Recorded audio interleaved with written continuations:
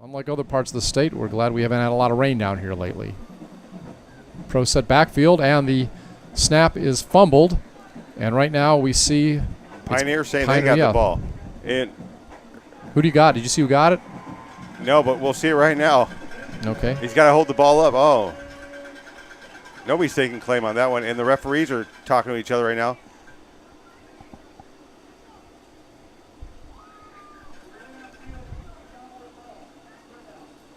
Oh, they're calling a third down. So, penalty, right? Although I guess he recovered it then. So he recovered his own fumble, I guess.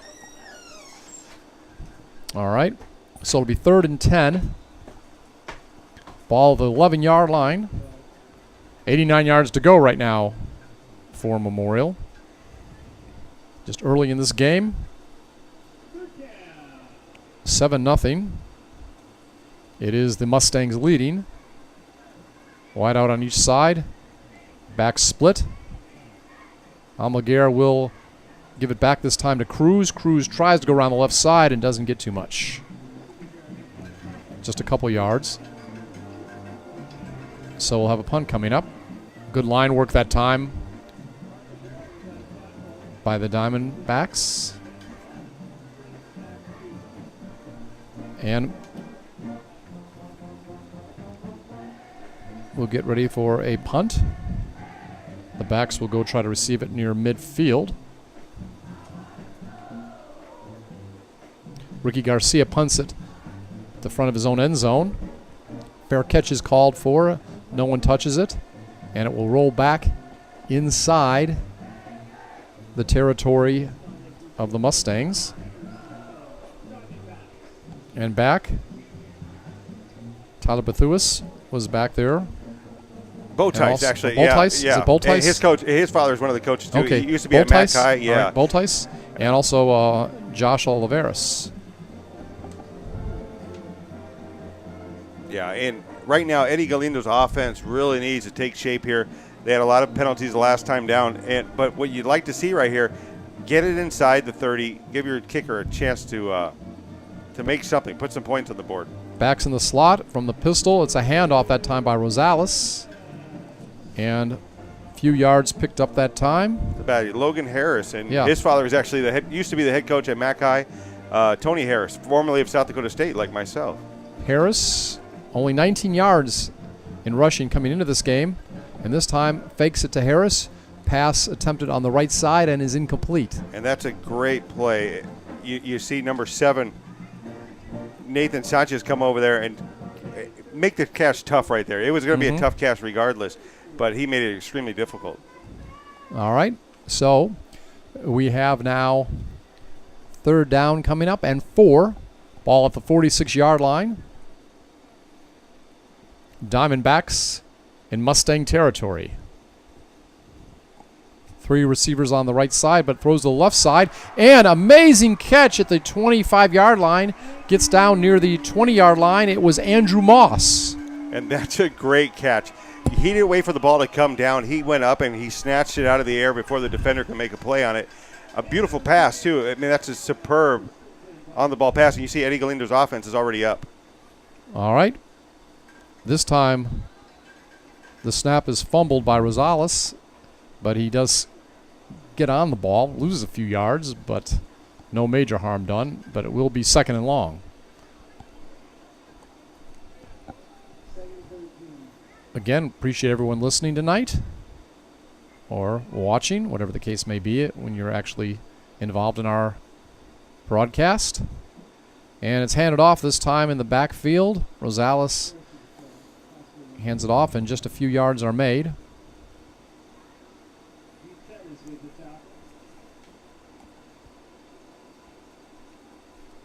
And it looked like that time it was Logan Harris again.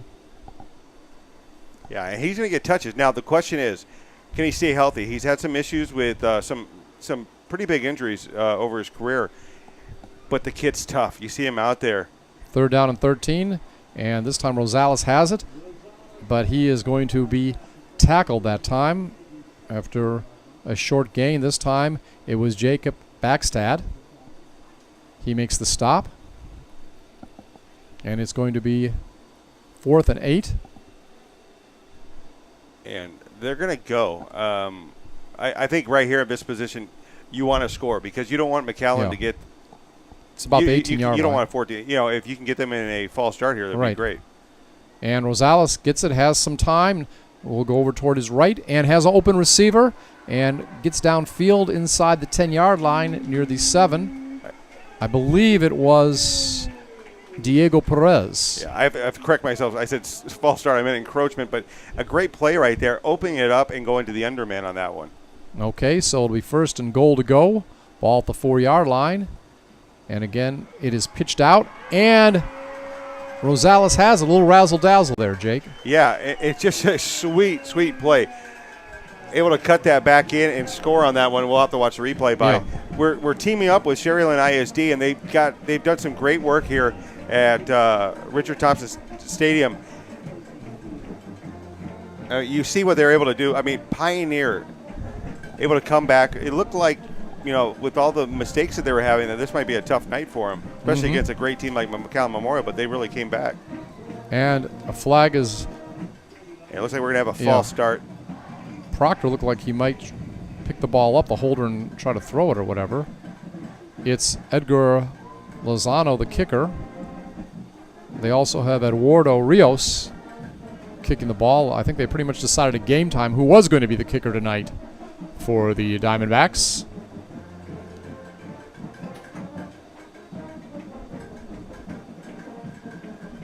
So once again, the extra point this time will be attempted from the 15 following the false start. And it is up. And we're waiting for... Yes, it's good. So with 1 second left in the first quarter, it's all knotted up at 7-7.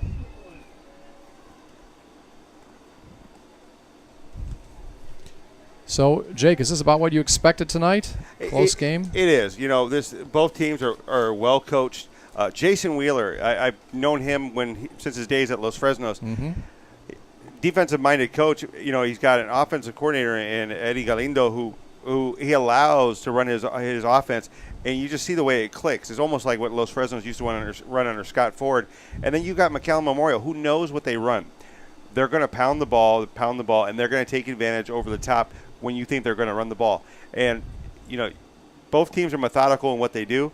It's going to come down to a defensive stop, a big defensive stop. It's going to have to be, this could be a high-scoring game. All right, and we know this year we're talking about Logan Harris. He is replacing Chris Rivera, no longer with the team. He transferred to PSJA. He led the team with 788 rushing yards last year and also ran for 7 touchdowns. So Logan getting a good opportunity. He had an ACL injury a couple years ago. He's major. I was here for that game. Oh, were you? Okay. Yeah, I was against Rio, I believe. Yeah, and that was about the 5th game. Yeah, it was Rio. And he was out for the rest of the year. He's been with the team all 4 years of its existence here. So he's one of the few players that's done that. So our hats off to Logan Harris finally getting his real chance. We mentioned he only had 19 rushing yards coming into this season. And the ball's kicked off. It's on the ground. And the ball will go up to the 38-yard line. And with the ball that time was Ace Chavez. And, you know, right now, Pioneer's defense needs to put a stand together. You know, limit Memorial's offensive production. Get the ball back. Put it in your offense's hand. You got, you have 12 minutes to do this. Mm-hmm. You know, get the lead here and put yourself into a nice position for the second half. And Jake, if you see anybody on defense you want that stands out on either team, please, we'll do. Feel free to say. Yeah. And you have to excuse me for some of the audio difficulties earlier in the first half. It happens. But it's the first game. Much like these players who are trying to get their legs under them. We're trying to get our legs under us. But big thanks to Sherryland ISD for helping us put this together. We'll be here all season covering both Sherryland and Pioneer, and we'll have both schools' games, and it should be interesting because both teams are playing a really, really tough district. The 5A districts down here in the Rio Grande Valley are extremely tough. And it's interesting. Pioneer got to play a scrimmage, jamboree, whatever you want to call it. They call different things in different parts of the country, and they specifically picked the team that Marcus Kaufman coaches for. And why did they do that, Jake? Well, PSJ, right? Yeah, PSJ North. North, I'm sorry. Yeah, you want to see an offense much like McAllen Memorial. And why is it much like McAllen Memorial? Well, Coach Kaufman was at yeah. McAllen Memorial forever. His son, his daughter went to school there. So you're going to see almost a mirror image offense. Right, so Coach Wheeler, sly as a fox, you could say on that one. He knew what to do scheduling-wise. All right, one back in the backfield, slot on the right side. Again, a fumbled handoff, and it's picked up this time. And I believe it's Cruz has it and makes that play work. Gets a first down over midfield, goes from the 38 to about the 47-yard line, so picks up better part of 15 yards. But he gets up a little gimpy right there. You see him grabbing his thigh. You see the cutback. He gets it, and right at the end, he's going to go down a little gingerly there.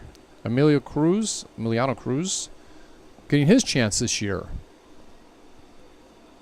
Trying to make the most of it. Hope he stays healthy. Pro set. Two backs lined up right now. Angel Malagar gives it off. And not much going to about the 45-yard line.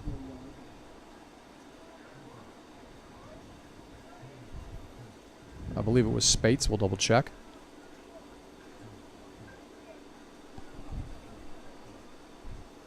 And it is going to be second down and about 8 coming up. Nice crowd out tonight for both teams. Appreciate everyone supporting high school football.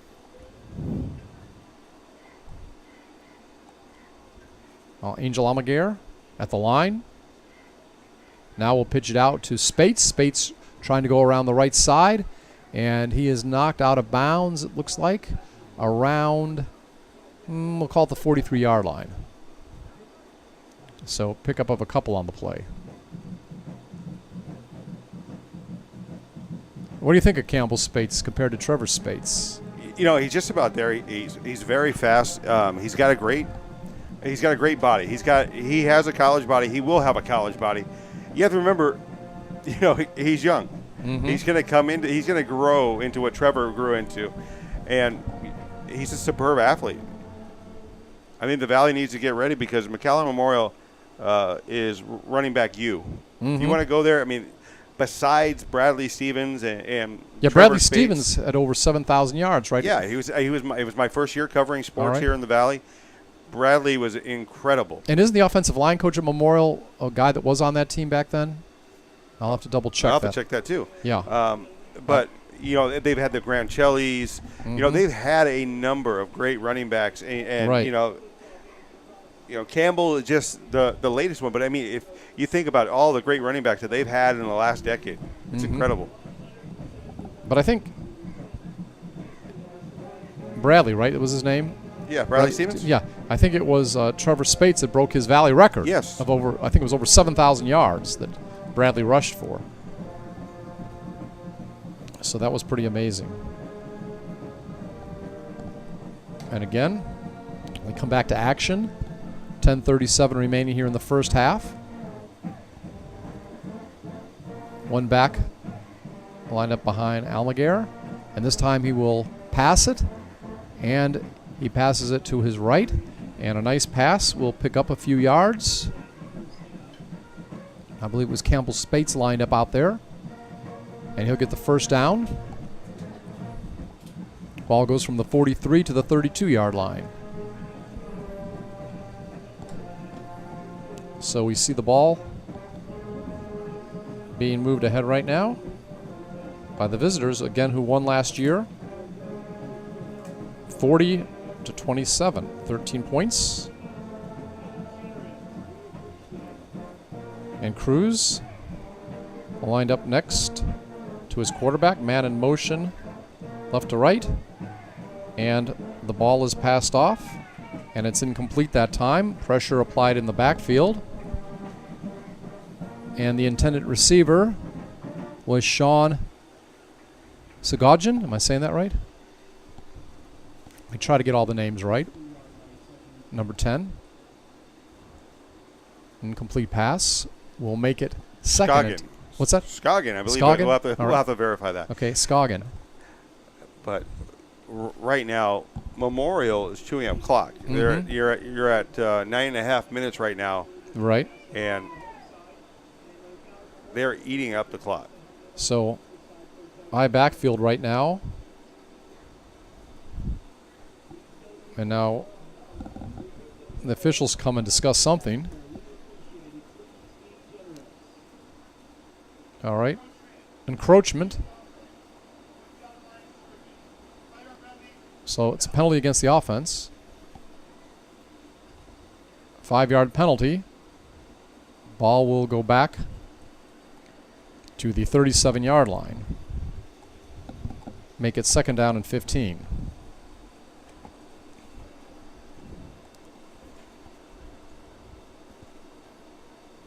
Both teams again 8-3 last year. Lost in the opening round of the bi-district. Almaguer tries to pass it off, and pass is incomplete that time. And he went out of bounds, so it's a good thing he didn't come back in on that one. But what you see right now, there's a lot of press coverage on the outside. Yeah, Skoggen, I think we said that was going to be. He was the intended receiver. Yep, Skoggen. Yeah. Skoggen, okay. Well, I'm sure somebody will correct us next week. So it's 3rd down to go, and as a result of the penalty and a couple of incomplete passes, it's 3rd down and 15. 9:43 remaining. Tie score 7-all between Pioneer and Memorial out of McAllen. Pioneer out of Sherryland. And timeout called. Timeout on the field. It looks like it was on McAllen Memorial, I believe. Okay. But what you like to see right now is a nice defensive stand right now with 9:43. It seems like we've been on 9:43 for a while. I said we were about 9.5 minutes a few minutes ago, and I jinxed it. McAllen Memorial loves to chew up the clock. It's really fun when they go against a team like Westlake East or somebody like that because the game's extremely fast. Well, but this is an evenly played game. Pioneer came out a little sluggish, but they've really put it together in this late in the first quarter.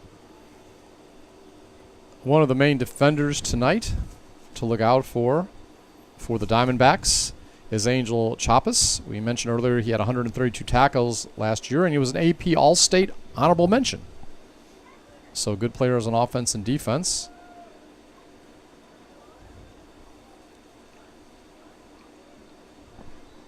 Again, we're back to action.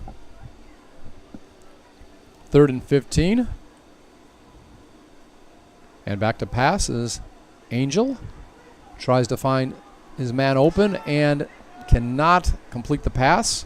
And that looked like a pretty ball, Scott. It looked like it was on the mark. And it just comes off the hands. I think it was 8. Yeah, that's Skoggen. All right, 4th down coming up. So, and you know, a lot of people don't think McAllen Memorial can throw, but you look right there. He had great touch on that ball. The receiver just had to bring that in. Talking to Coach Littleton, he said, we'll do what we have to do tonight. Everybody thinks we're just going to run the ball, but we'll take what they give us. And that's why he's been around 15 years, even though he's known for his rushing game. Backs in the slot on each side, one back in the backfield. That's Cruz. And the pass is thrown downfield, and it's caught. It's caught inside the 5-yard line. Long pass from the 32-yard line inside the 5, and it's Josh Sanchez. Incredible. You think that you don't think that they could do it twice in a row, have an open man like that, and they go in and do it again. I mean, Bill Littleton, I don't want to say his offense has evolved, but it just seems that the offense has clicked and just been passing the ball more in recent years. 26 yards on that play. 1st and goal to go at the 6-yard line. Cruz has it, and he spins around, and he is down near the 3-yard line. And among the players in on that particular play, trying to make the tackle, we see number 50, Johnny Howell, and also number 7, Tyler. What was his last name again, Jake? Oh, Boltes. Boltes. Yeah. So it is going to be a gain of about 3. 2nd and goal to go. Again over center is Angel. He'll give it to Cruz. Cruz doesn't get much at all. Stopped after probably no gain. Good work by the line that time. So it'll be 3rd down and goal to go coming up. Clock moving, 8:10 remaining. Ball at the 3-yard line.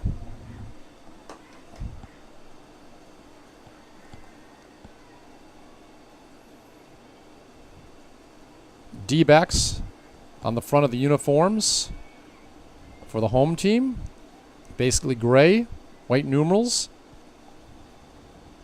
Also red and white striping on the helmets.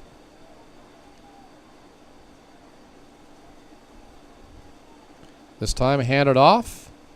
And it's going to be a touchdown. 3-yard run for the score. Guess who? Spates. Had 20 touchdowns last year. Rushes for 1 there. Yeah, and great holes created right there by the offensive line. Just chewing up the defensive line. And he goes in untouched until he hits red. So 3-yard run for Spates. And he gets his first touchdown of the season with 7:34 remaining here in the first half. Campbell Spates. You think he'll get more than 20 touchdowns this year, Jake? I don't think you even have to answer that to you. Well, 14-7 after the extra point, by the way. And the nicest thing for him is that he plays in 36A, and just like 31-6A, very top-heavy.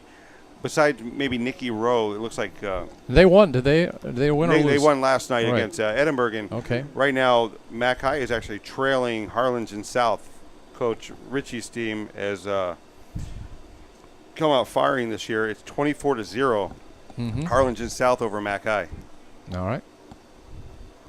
So, what have you thought about the defenses versus the offenses? Obviously, there's been a few miscues out there because of the early part of the season. But what is your evaluation so far as you look at these teams? Is the defense better, offense better? What do you think? Well, I think right now the offenses for both these teams are pretty good. Mm-hmm. You know, better than most teams in the Valley. Right. So, you know, you're looking at defenses trying to catch up, but it's really hard if you're the Diamondbacks to stop this offensive running game. And, okay. But having said that, they got down there on a really nice pass. 26-yarder. Went from the 32 to the 6-yard line. And 3 plays later, Campbell takes it in for the score. Campbell Spates, just a sophomore. As a freshman, ran for over 1,300 yards. His brother set the Valley all-time rushing record when Traylor was here. I think I did a game with you a couple years ago in McAllen. I think he rushed for over 300 yards and 6 touchdowns, if I remember, Jake. Against San Benito, I believe. Yeah. So I got to see him play once, and it was a real thrill. All right, Garcia, also a lineman, does the kicking. And I believe he's kicked a couple field goals over 40 yards, if memory serves me correct, talking to Coach Littleton. Remember, this guy's a lineman, too, so was it Lou Groza back in the early days of pro football when there was the AFL? I think he was a kicker and a lineman, maybe. So the kick comes down, is brought up field, and it'll be brought down to around the 20-yard line, but that's going to be all. And that's where the Diamondbacks will start 1st and 10. And on the return that time, it was Diego Perez. 7:26 remaining.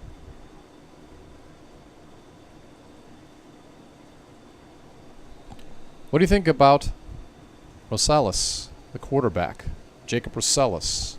I think he's solid. I think he fits Eddie Galindo's offense to a T. The D-backs offense, this no huddle up to the line offense, it needs a quarterback like him.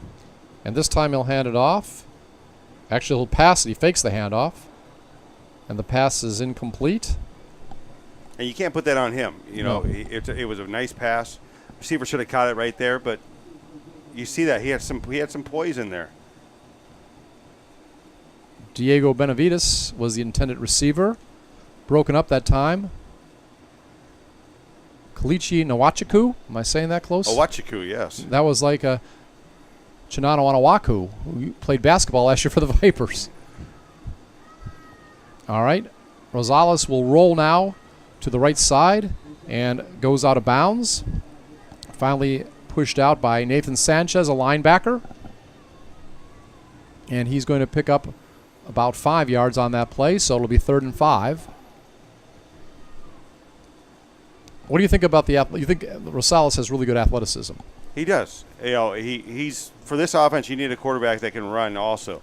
So not only does he have to have some touch on that pass, he's got to be able to keep the linebackers and the safeties honest. And he gets better every year. 23 touchdowns last year, and pass is overthrown that time. And the intended receiver on that particular play was Jose Garcia. Yeah, and Pioneer's going to have to punt here. I'd like to thank Marcos Burgers for helping us this season. They've generous enough to help sponsor us and make this game possible for us. And getting ready, Jake Rosales will punt the ball back from around his own 15. It's 4th and 5 to go. The ball is currently around the 27-yard line. Moving left to right in the first half is Pioneer. One back getting ready to receive the ball.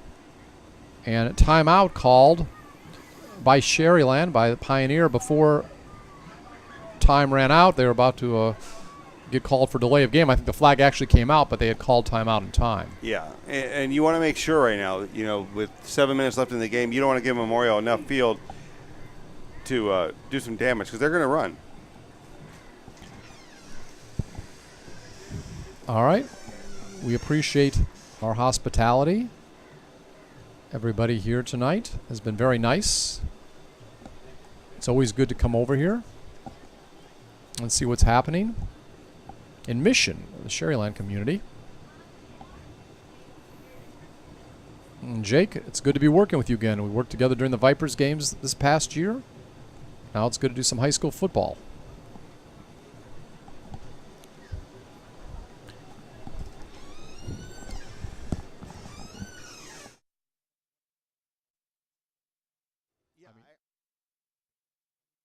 Okay. All right. Ball is punted, and the ball will be at the 44-yard line. 1st and 10. McAllen has the ball, moving from our right to left here in the first half.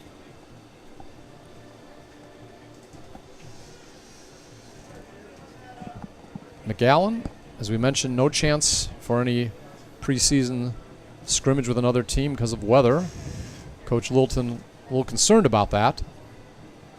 But I think overall they've come out pretty good. I formation. Angel Almaguer, the quarterback, gives it off to Spates. He spins around, but gets not much at all that time.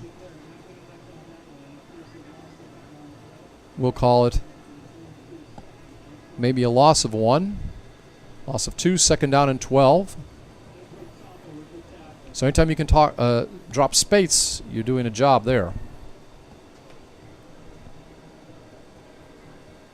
And we'll have to see. Jake was talking about it. Could this be another time-consuming drive? Do you like the speed and quickness of the Pioneer defense? I do. I mean, it's really difficult when you want to tackle somebody, well, like Spates or anybody on this Memorial team because they've got a bunch of guys that are pretty big at their position.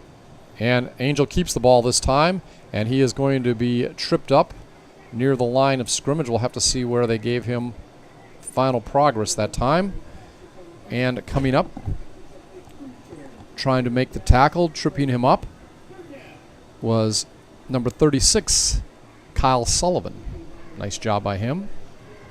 So it's going to be a gain of about 4. 3rd down and 8 coming up. Ball at the 46-yard line.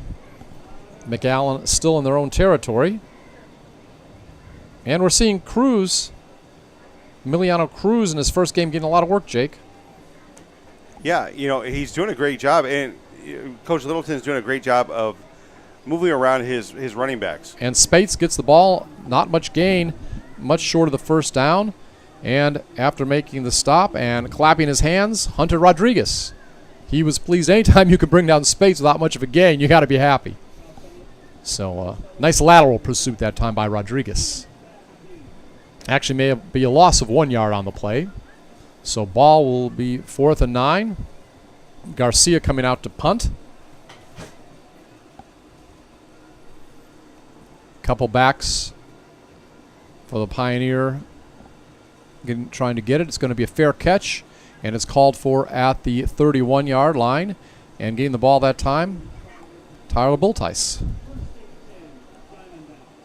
So it'll be 1st and 10 for the Diamondbacks. What do you think about you're talking about he's a coach's son. Tyler has a lot of athletic ability, doesn't he, Bultice? Yes, and he came in, they thought he was going to be a quarterback, and they move him to, receiver, they move him to defense. He's all over the place, but I think he's found his place on the defensive side. Okay. Or excuse me, the offensive side. Well, no, I know what you're saying. I know what you're trying to say, though. He found his place. But he's been all over the place with this team. And a handoff this time, and a few yards gained by Harris. And it looked like it was Ace Chavez tripping him up. Gain of 5 on the play, 2nd down and 5. This time, quarterback keeper. Rosales has it, and he is not going to pick up very much that time. Several players in on the tackle. Nice gang tackle on a man that looks like he's improved. He's had some arm problems earlier in his career. He said he just threw too much in the offseason. But he's been going to some camps and getting stronger and feels he's healthy as can be. This time, as he gets the snap, there is a flag. False start. 5-yard penalty. So it'll be 3rd down and 12 coming up. As ball will go back inside the 20-yard line.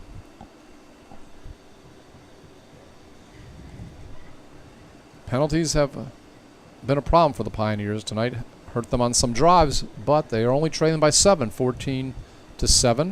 Rosales quickly passes the ball ahead, and he got a complete pass down near the 30, but they had to get it up to the 31-yard line. There's a very quick little pass out there. I believe it was to William Proctor. And this is going to be a free play for Pioneer. He's going to go over the top. And almost a nice grab again over the outstretched defender's hands. That's right. Is that Moss again? Yeah, I think so, and I'm trying to also catch the defender.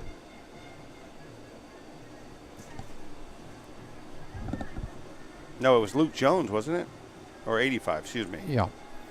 And the defender Yeah, it was Moss. was, I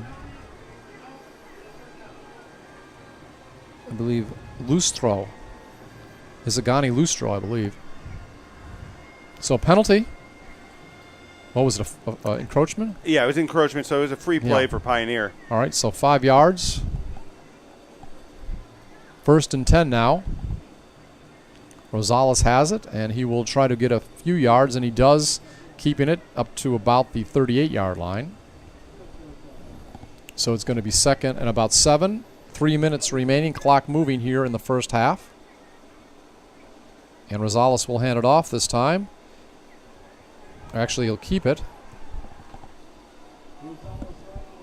And he will run hard up to near midfield. And a solid run by him. Mm-hmm. He cuts the corner, and he goes right in between the linebacker and the corner and gets positive yards. You see him right here, just cuts it right back up. And it takes a Wachaku to stop him. I think Sanchez also helps out on the play, Nathan. And this time goes around the left side. And now near another first down. Michael Morales among those knocking him out of bounds. So it's going to be 2nd down and about 3. Logan Harris gets knocked down in the backfield. Not much at all that time. So it's going to be 3rd down and 5. Rosales alone in the backfield. 3 wideouts on the left side. He's going to keep it. He's going to try to spin around the left side, and he's going to pick up some yardage, and he may go all the way, and he does. 43-yard run for the touchdown. And you saw some pure speed there. Luistro, he turns his back on that one, number 24, but you just see him just turn the corner and go. That's some pure speed right there, Scott. I mean, that was just amazing to watch. I didn't know he was quite that fast. David Duran tried to chase him down, but he's a defensive lineman. And he got by Duran, and that was it. So 43-yard touchdown run. Extra point attempt coming up. And with the attempt, Edgar Lozano hit his first extra point attempt. It's up, and it's good. So with 2:01 remaining, it is 14-all, the Mustangs and the Diamondbacks.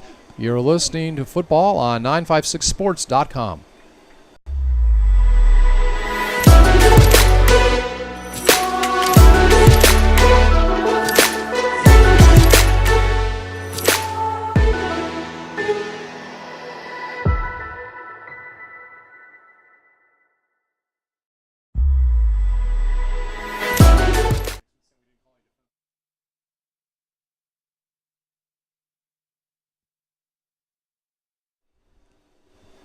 And we're back once again along with Jake Berry. I'm Scott Harrison. 2:01 remaining here in the first half. Richard Thompson Stadium in the Sherryland community of Mission over here in South Texas. Opener for the Pioneer Diamondbacks, host team here in the Mission area, tonight at least. And the Mustangs of McAllen. As we mentioned, both teams met last year, 40-27. It was the Mustangs winning. Coach Littleton, he has gotten to the third round of the playoffs several times. Not since 2011. You think he might go farther this year, Jake? Yeah, you've got to get past the Laredo teams, and the Laredo teams have been very strong. Was it Laredo Valley that knocked him out last year? I'm not sure which team. It was one of the Laredo teams, right, like you said. Yeah. I'm not. And, it's really tough to get past those teams. I mean, they're very good. And they have big schools. I mean, you're talking about schools that, they build a freshman, sophomore campus.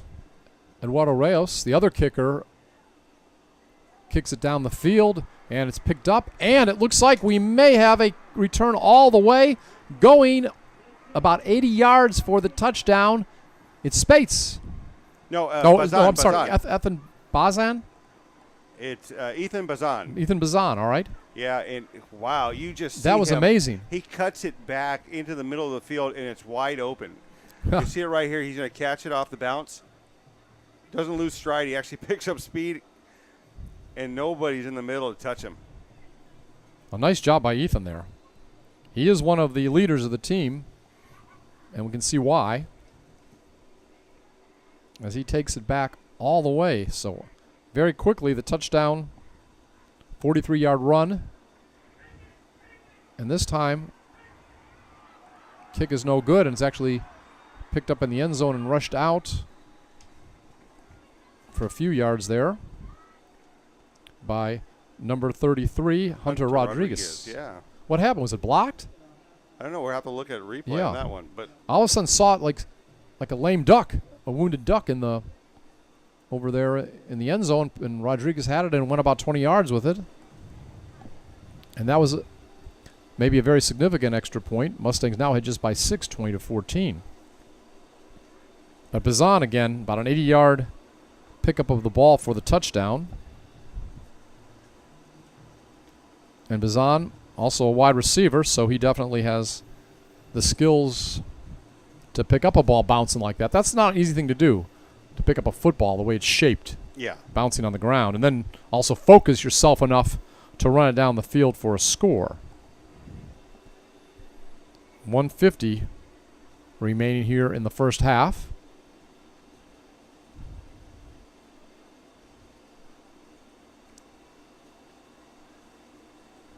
This is a pretty good series.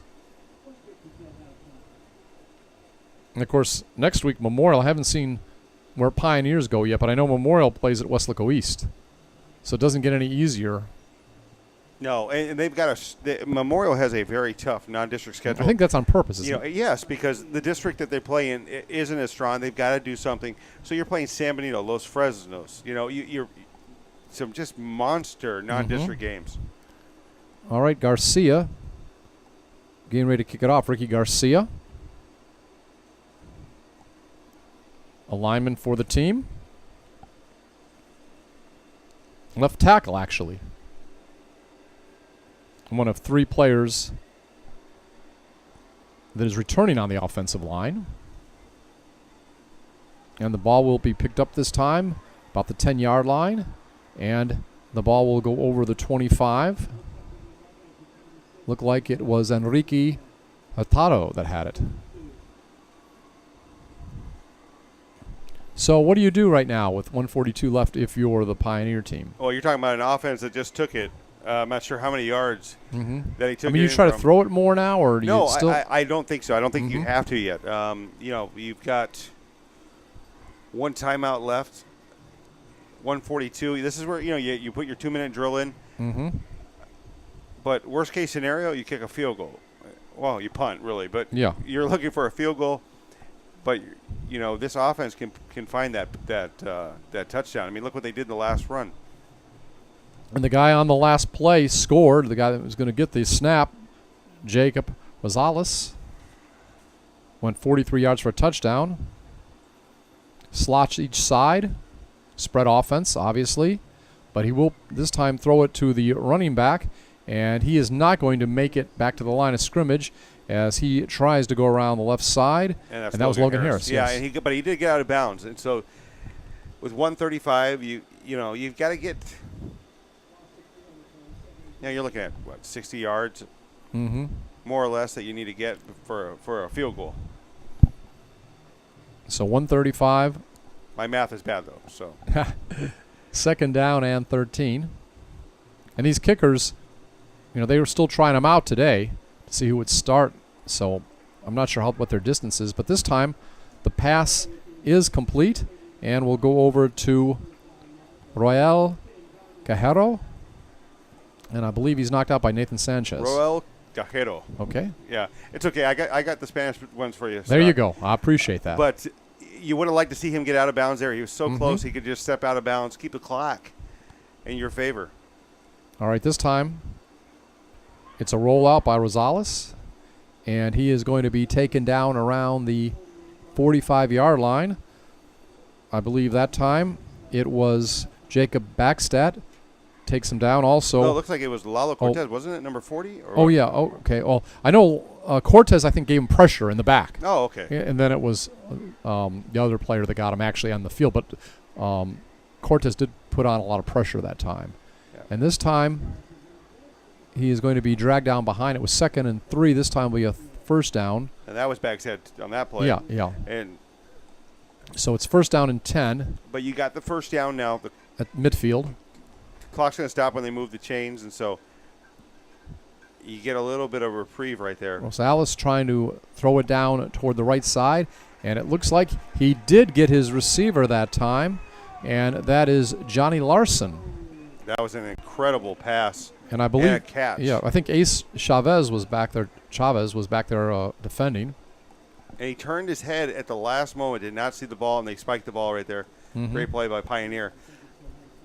25 seconds. You got a couple strikes right now. You can. This offense is capable enough to score from this distance. And I think, it would be quite a feat for them to go in because of the missed extra point to go in with the lead. And I think in a recent paper article in the Monitor, they said, is this a revenge game this year? So I know it's been hyped up a little bit. It's a good rivalry, don't you think, for a non-district? I think it's a great rivalry. And there's going to be a timeout on the field on Pioneer. And we were talking about those offensive linemen returning for McAllen. You have Mario Robles at center. We talked about Ricky Garcia, who also does all the kicking, number 66, and Aaron Ramirez. So some experience on the offensive line. For McAllen, they have 6 returning starters on offense and defense, 18 Letterman total coming back this year. Meanwhile, we're talking about offensive linemen. Among those that are key for the home team is Cameron Gould.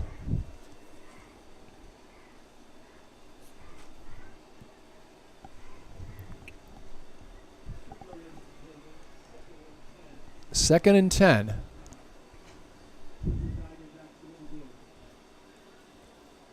Ball at the 27-yard line. And they're going trips on the left side. Mm-hmm.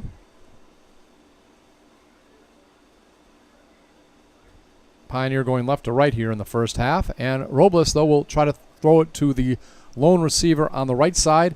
And he overthrows Johnny Larson. And, of course, Larson in a battle over there with Ace Chavez, 160-pound senior cornerback. That's been a nice little matchup tonight, don't you think? Yeah, he wasn't able to get off the line on that one. Pushed out of bounds. But it's third down, 20 seconds left in the game, or left in the half, excuse me. All right. You're looking to put yourself in at least a good position for a field goal, if not. You got trips again on the left, and this time rolling left is the quarterback, and he will get the pass complete this time. And the clock stops as they move the chains, so they got to get up to the line, and the clock's moving. All right, it was Enrique Hurtado that got it, and he'll spike it right away. Rosales. And the kicking team's coming in. All right. We'll see which kicker comes in to try field goals. So far tonight, it's been Lozano doing the extra points. I believe the kickoffs have been done by Rios. And the kick will come from around the 25-yard line, making it a 35-yard attempt. Kalichi Nwachuku is the holder. Oh, sorry. Oh, go ahead. It's good. So a 35-yard field goal makes it 2017. And we'll take time out. Again, Mustangs over the Diamondbacks 2017. You're listening to 956sports.com.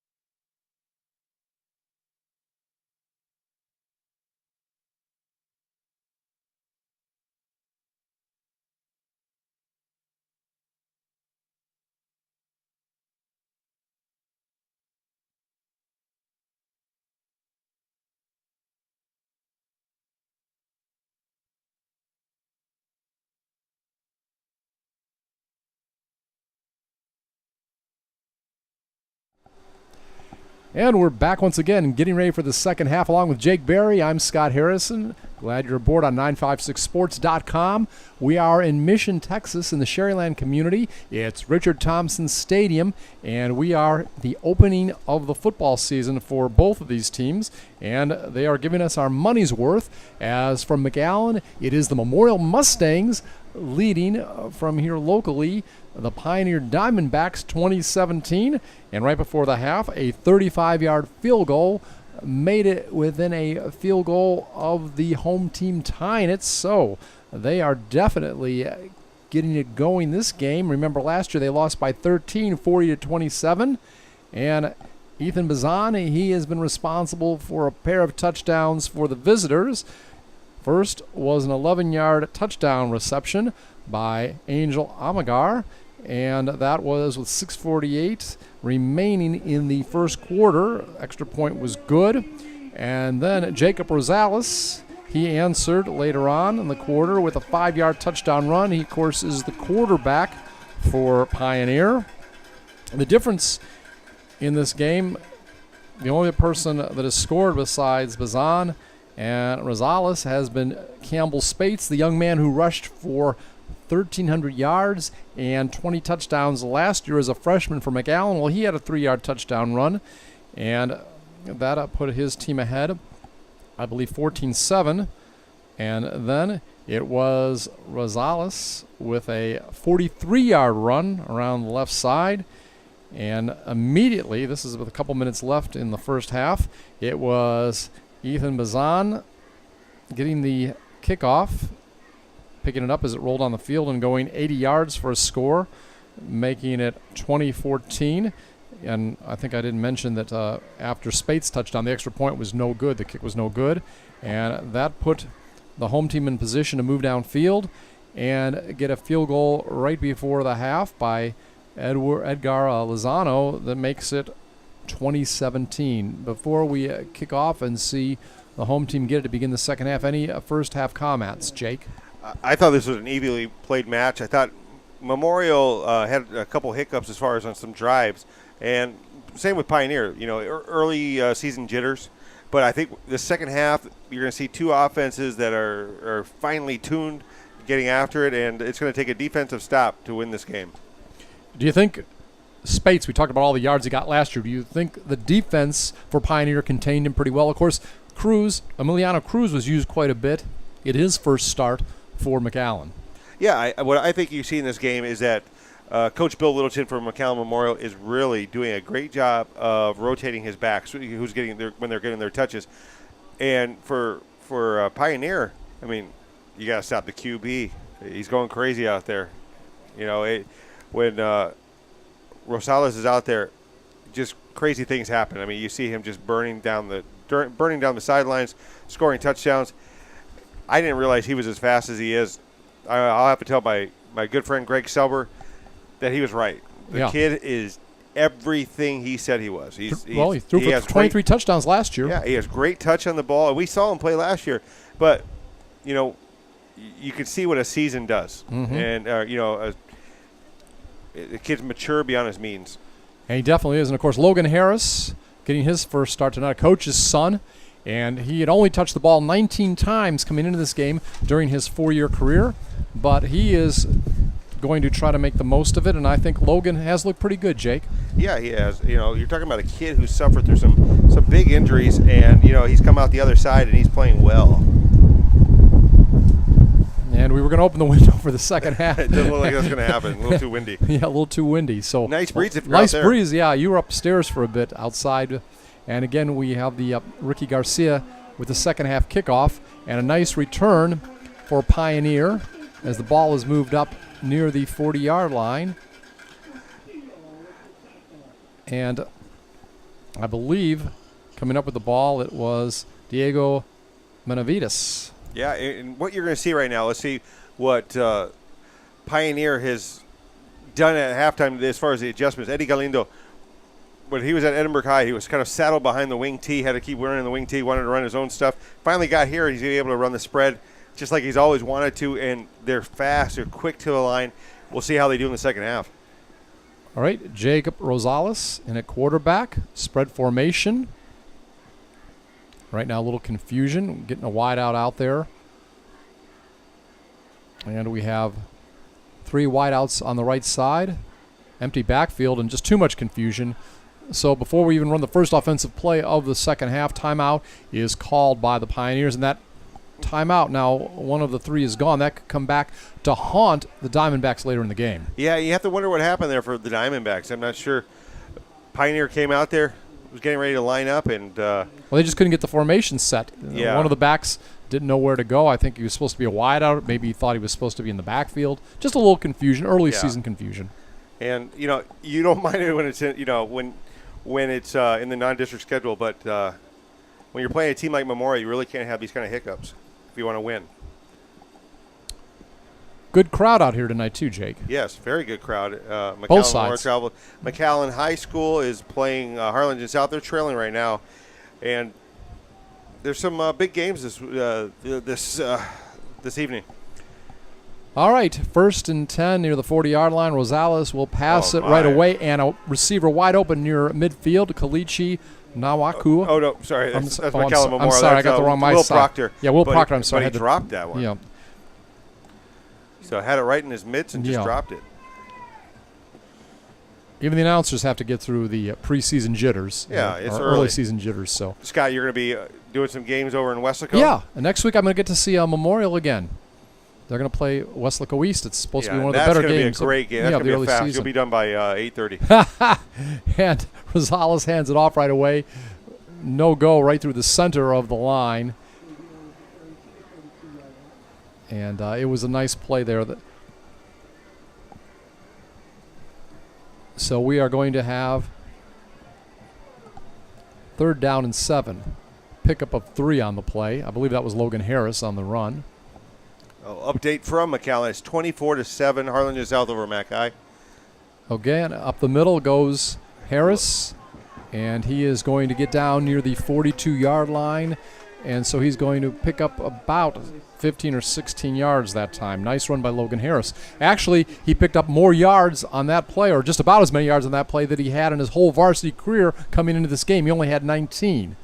And on that particular play, I guess he picked up 14, so he's within 5 of what he ever did in his first 3 seasons here. He didn't start out, I don't think, as a running back right away. We talked about how he got injured his second year in 2015, had the ACL. You saw set him back, but he is ready to make the most of it. And now we see a pass over the left side, and it is good. It goes over to Enrique Hurtado, and he is dropped very quickly by the defender out there. And I have to say this. His father, when he was at South Dakota State, actually was a safety, and I believe safety, broke his back. Oh, my gosh, that's terrible. terrible. Broke his back. Funny thing is, my high school coach was his best friend. I didn't know that until I moved down here. Small world. His father has some records that an NFL Hall of Fame, soon-to-be NFL Hall of Famer, hasn't broken yet, and that's Adam Vinatieri. Wow. So, his dad, he went from safety to kicker after he got hurt. So, you got to but right there, Pioneers moving the ball. Yeah, Scott. Rosales made a nice run that time, and he was tackled on that play. It was number 40, Lalo Cortez, but he gets up near the 30-yard line on a long run. And this time, though, trying to go around the right side, there is no go for Rosales, and he is brought down very quickly. Yeah, and that was a end around right there. And actually, was it Rosales who was running? Or no, it was an end around to the receiver. I'm not sure who the receiver was. Let me see. But I believe it was Roel. That one, I say, Eddie should remember that one from his days at Edinburgh High. They never really. It was a Menchaca end around. Trips left. Rosales thinks about keeping it. Tries to throw it downfield. Oh, my goodness. And pass is incomplete to William Proctor. Proctor being guarded on that play by Sean. What do we finally decide his last name was? Sean? Skagen. Skagen, okay. All right, we'll find out next week if we're wrong. Oh, you will, because you'll be doing his game. Yeah. But on that play right there, that's Will Proctor's second drop in the second half. They're gimmies right there. He's got to pull those in. He's too good not to. All right, we have 3rd down and 13 coming up. Ball on the 33-yard line. Shotgun. Rosales tries to get it ahead, and this time The ball gets down to Proctor. It's about the 24-yard line, still short of the first down. So I believe Garcia was out there making the tackle. And we are going to have a fourth down and about 5. Ball has to get to the 20. They're going to call a false start. It looks like it's going to be on the running back. It's not going to be Harris. It's number 27, Michael Benavides. Okay. Michael Benavides, by the way. And that's the thing. At an offense like this, you get up to the line so quick. Mm-hmm. You want to go, and all your linemen want to go, your running backs want to go, your receivers want to get going. And it's that slight pause that gets you. Doesn't take long. By the way, Pioneers competed in the championship bracket of the 7-on-7 tournament. Jake, you cover that. That was the first time in school history. Yeah, brought to you by 956sports.com, by the way. So we wanted to get that in. We hosted down here in Mission and Sherryland. Mm-hmm. So, and Pioneer, excuse me. Pioneer, Sherryland, and Mission Vets. Well, did a nice job there. And we're talking about Benavides. Last year, Michael rushed for 589 yards and 5 touchdowns. So, this is very fortunate for Pioneer. They get a little offsides call here on McAllen Memorial to move the chains, or not, excuse me, move it up to a manageable fourth down here. So it's going to be 4th down and 4. Ball at the 24-yard line. Moving from right to left is the home team in this half. And Rosales thinks about keeping it, and he decides to throw it at the last second and overthrows his receiver down inside the 5-yard line. Roel Cajero. Yeah, Cajero right there. Look, let's just talk about the defense in general for McAllen Memorial. Great job of containing the quarterback. Don't let Rosales run. And everybody stayed with their man. He had nobody to throw to there. I believe one of the guys putting on the pressure was number 90, Marco Gutierrez. Yeah. And so what you're going to see right now is McAllen Memorial holds on the opening drive, and 8 minutes left. We'll see how long it takes them to get down the field. I want to say court. I'm too used to basketball. Yeah, Vipers time soon. 1st and 10 at the 24-yard line. Pro set. And ball is handed off this time to Spates. Spates goes around the right side. He's got some running room. Yeah, got up to about the 35, but a flag. Yeah, as they say here in Sherryland, there's some dirty laundry on the field, which means a flag. Good thing is we're in here. We don't have to hear that often. That's right. All right. Dirty laundry on the field. That's an old song by Don Henley, by the way, people that are into classic rock. He's a member of the Eagles. So they'll start at 1st and 20. What do you think about Angel Almaguer so far? I think he has really good touch on the ball, and I'm impressed because, McAllen Memorial is not going to throw the ball a ton compared to some teams in the Valley, like a Pioneer. Mm-hmm. But when he's thrown it with touch, with accuracy, with a little bit of moxie on it, and he runs extremely well. Pro set. I mean, look at that. That's a veteran move right there. Got the line to move, the defensive line to move. He got two of the defensive end and the tackle right there just to jump. And you don't see that from rookies. Rookies don't know how to control their cadence. He gets up there and controls his cadence extremely well. Number 92, Kevin Valdez, was called on the penalty, but it also looked like Alonzo Ibarra was also moving on that play. Those are the two guys you were talking about. So it is going to be 1st down.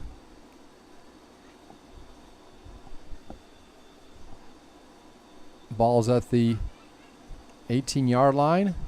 Hand off to Spates once again. Spates moves around the right side, and he'll get some yardage down to about the 32-yard line before he is finally knocked down on that play by Angel Chapa. We talked about him, leading tackler last year, the linebacker for the home team. And Chapa, honorable mention All-State AP. I'm sure you're very familiar with him. Yeah, I mean, both these teams last year had a ton of All-Valley. I mean, to get All-State, it's another level. But so gain of about 14 on that play, 2nd down and 3. And this time, once again, Spates gets it over on the left side, and he is going to be close to the 1st down, gets about 4 yards before he is finally brought down on that play. Looked like Nathan Sanchez came in from the linebacker position. And it looks like they're going to start giving it more and more to their big horse out there. I think he rushed the ball 160 times. I asked Coach Littleton before the game, has he got any kind of like pitch limit for him? Any amount of carries he wants to give him a game? He says, no. We'll do what we need to do. Yeah, and at this age, they're conditioned. The injuries aren't as – they haven't had as many injuries as you see with somebody at my age. Shotgun back to the left of the quarterback, and it happens to be guess who once again? Campbell. Spates. Yes, Spates, and he gets about 6 yards on that play. 2nd and 4. Ball is at the 41-yard line. And he covers ground so well. You see him. There's no wasted movements like trying to. He knows when he has to juke, and if not, he's going to go straight line, go right past you. Slot left side. Spread formation this time. Quarterback will keep, and he is going to get a first down and much more, as he is still going inside the 40-yard line, maybe inside the 35-yard line. Yeah, looks like it. Yeah, and if that case, it would be about a 20-yard run that time. So a nice job trying to move the ball down the field on that particular play. And you got to give him credit. Angel Amagar has got the team moving. Yeah, Amagar does a great job of, and I'll have to look at who it was. I think it was the fullback, 32, Omar Garza. Mm-hmm. No, it wasn't. Sorry. Wrong team. Emiliano Cruz knocked the stuffing out of the linebacker right there to create that opening. Down to the 36, and it looks like offsides. It looked like the defense jumped off, and now Spates goes up the field, and if it holds, it'll be a 36-yard touchdown run up the middle. And that is a run right there, and that was all created by Amaget with his cadence right there. Created the offsides. The defense kind of froze, and the middle was wide open for him to run it in. Is there anybody in the Valley that you've seen lately that can call a cadence like Almaguer? You know what? It's too early to see this year because I've always. What about last year? I mean, this guy for his age is really doing good with that cadence. Yeah, I'm not sure. I'm trying to think. Mm-hmm. He's doing a really good job with it tonight. I mean, I'm impressed. So Garcia will attempt the extra point. 26-17 is the score. And after the turnover on downs, once again a long, quick drive, mostly rushing. Not all rushing that time, I believe. There's a flag on the play. I'll have to see what this is. And, Scott, a lot of teams are going no huddle, and they go into the shotgun. So they can't do is what Amaget is doing, where he can get up to the line and use his voice to draw people off sides. And the ball is up. It is good. 27-17. So Campbell gets his second touchdown run of the night. Earlier, he had one from about 3 yards. Now, I've gotten a couple different statistics, so I want to make this clear. I've seen in some stats he had 20 touchdowns last year. Others have told me 23, so I'm not sure. We'll just go with 23. Yeah, you don't want to take anything away from the kid. It's over 20 or more he had last year. We know that for a fact. Sometimes when you look at high school stats, you have people giving you different numbers. And maybe it was 20 rushing, 3 receiving or something. You never know. But, again, we don't want to take anything away from the young man. And he said Trevor was his mentor. You can't blame him there. His brother rushed for over 7,000 yards when he was at school. I hate to do this when we're saying when we're covering both teams here, Sherryland and Pioneer. The Rattlers are trailing the Wildcats 45-0 in the. Who are they playing? They're playing Westlake East. Yeah. So, how much is it again? 45-0. Wow. But Westlake East, on our predictions, on our preview, Selber and I said that Westlake East could be the best team. Wasn't in the it that guy with the young man that rushed for like 2,000 yards last year on Westlake East? Yes. I have to look at his name again. It escapes me. I can't think of the name all of a sudden. But he's a fantastic runner. It'll be interesting to see how many numbers he gets tonight. Yeah. And I want to know how many of them were passing, because Westlake East does not like to pass the ball that much, and I'd like to find out, who Burgett, if Burgett let Lefevre throw tonight. All right. Garcia kicks off. Ball will come to around the 5-yard line, be returned over the 20, and the ball will go up to about the 28-yard line on that particular return.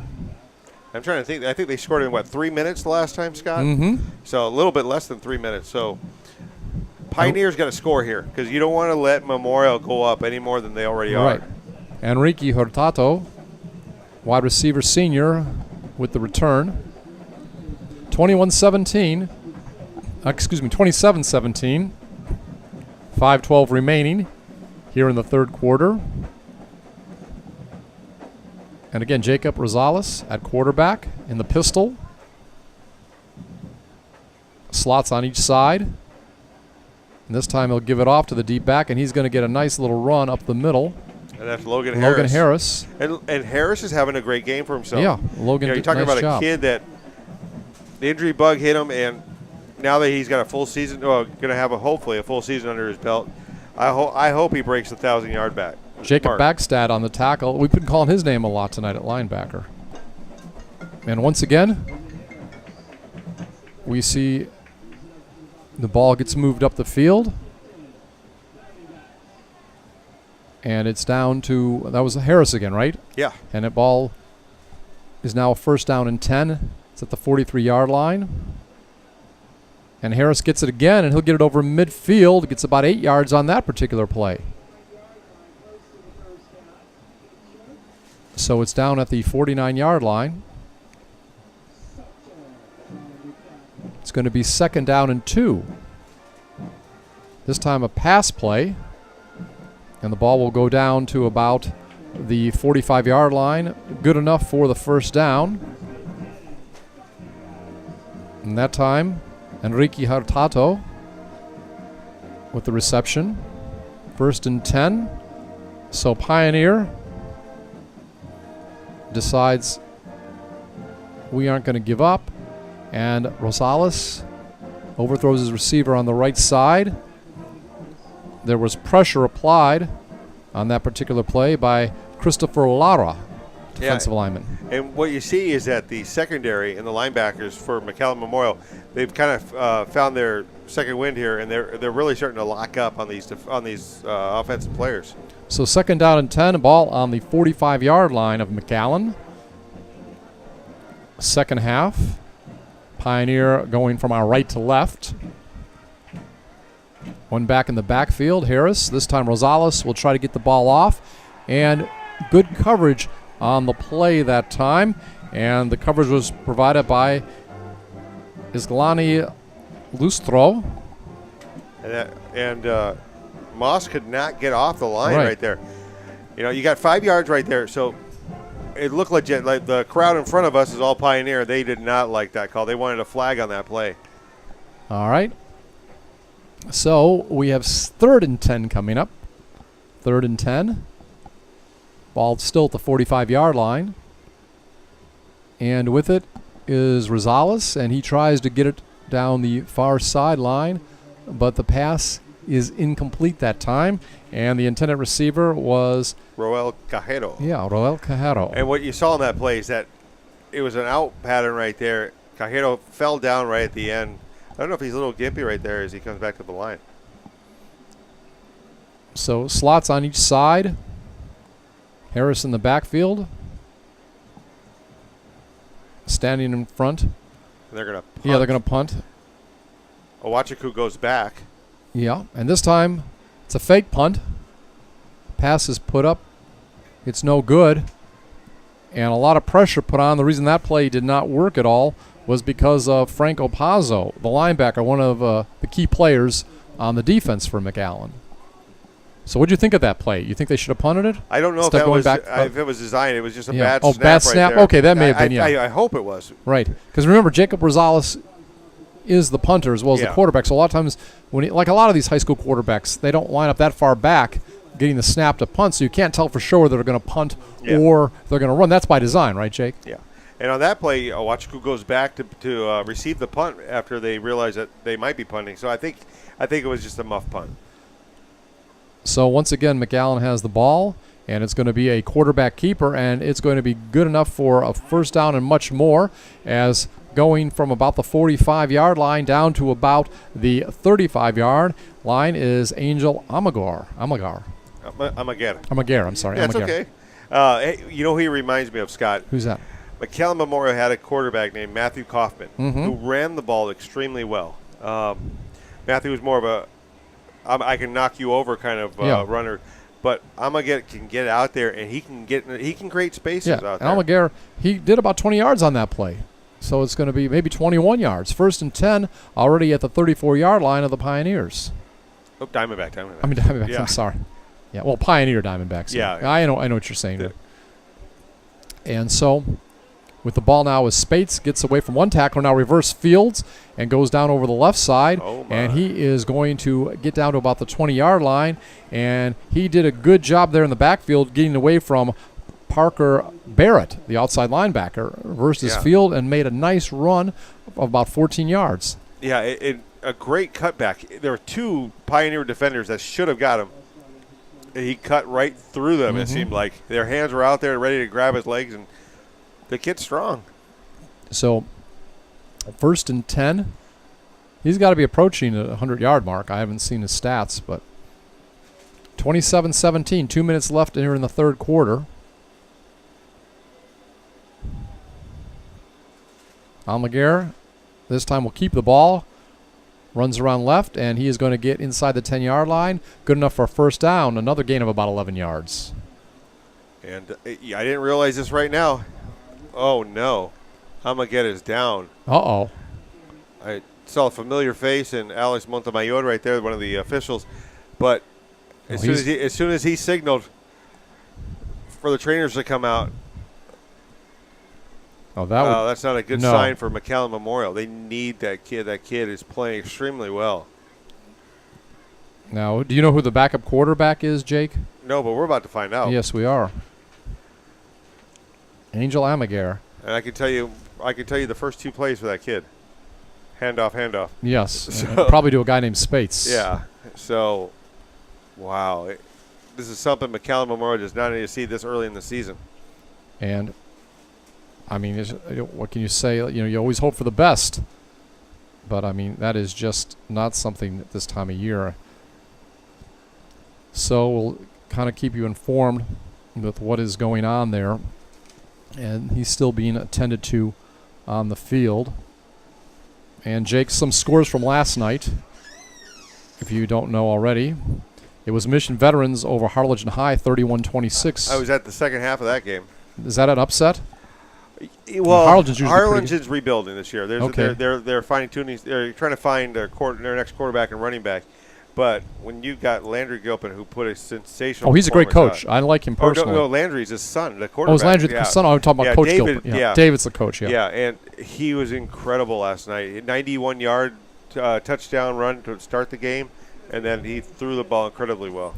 And La Jolla Juarez Lincoln 34, PSJ Memorial 7.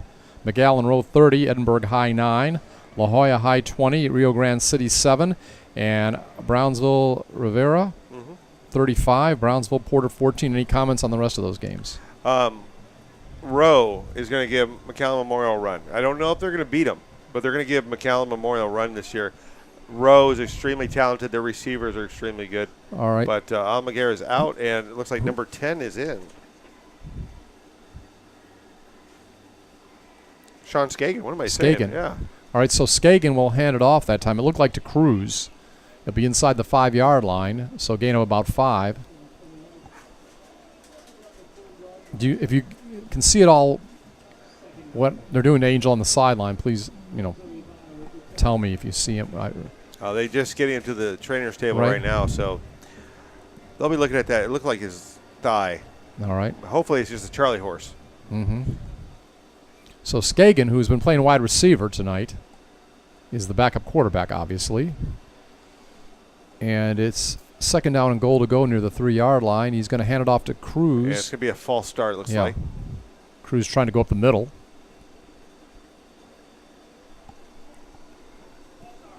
False start is, Jake said. Skagen, by the way, a 185-pound junior. They call him an athlete. That's how he's listed on the roster. That's a new term. I never heard that when I was growing up watching football. Yeah, it's something that the colleges started to do when you probably weren't so much a receiver and you weren't so much a corner. Right. You're an athlete. So I don't know if that means you're not very, your hands aren't that good. I don't know. I'm not sure. That's usually what they call corners. Right. Yeah. So the ball's back around the 9-yard line. And this time Spates has it. He's going to run around the left side. He's going to find some room. He'll get inside the 5 to about 3. So he picks up at least the penalty yardage. And it's going to be, what, 4th down, Jake, or are we 3rd down? No, we're at 3rd and about, 3? Yeah. So 3rd and 3 right now. Trying to see if Angel's still on the table, so Skagen's back, still in there. Skagen, I hope it's Skagen because we're calling him Skagen. Well, someone will correct us. Skagen. We'll learn the title. Split backfield. Cruz has it this time, and he spins around, and he is knocked. No, he gets in, all right. Cruz gets the 3 yards for the touchdown. So, a nice job that time by Emiliano Cruz. Gets his first touchdown as he took over for Emilio Mendez. Do you remember him? Yeah. He rushed over for 1,000 yards last year. Talk about Mendez for just a second. Mendez was like your ultimate scat back. If you remember, well, I'm a Vikings fan, so David Palmer, who played for them from Alabama. I remember the Deuce, they called him. Yes, a guy that could get out there and he could create his own kind of You remember him from pros. Yeah, I remember covering him at Alabama. Oh, okay. So his extra point was good. Yep. That guy's Sia. So it's now 34-17 as Cruz gets a 3-yard run. And like I said, looking at Cruz tonight, is he at all comparable, you think, to Mendez? Yeah. I think so. And you got that Batman and Robin thing going with him and Spates. Two running backs that really nowadays you need 2 good running backs because you never know what could happen. But it's also a nice change of pace. The defenses can't figure out who's going to get the ball, especially if you're really distributing the ball as well as Coach Littleton's offense is doing. They're doing a great job of mixing it up. They haven't had to go to any passes in the second half, really. I don't remember them passing. No. So, they've done a great job of creating separation. Magetta is out. So he's still on the table, I believe it. And he hasn't got off the table yet. So we'll have to see if he comes back. But with Amagetta out there, you have 3 good running backs, even though he's a quarterback. Yeah, he's still on the table. All right. So we'll have to wait and see on that. 5 seconds remaining. Garcia about to kick the ball off. Scott gave me the Hunter's binoculars.